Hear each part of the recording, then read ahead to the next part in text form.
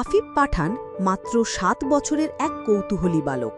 বইয়ের পাতায় মন বসে না তার, কিন্তু চোখে মুখে সারাক্ষণ ঝিলিক দেয় নতুন কিছু আবিষ্কারের স্বপ্ন। কিন্তু আসলে সে ভিন্ন এক জগতে ডুবে থাকে, আবিষ্কারের জগতে। একদিন বাড়ির উঠোনে বসে আফিফ দেখল কলস ভরা পানি টেনে আনতে তার মা কত কষ্ট করছে।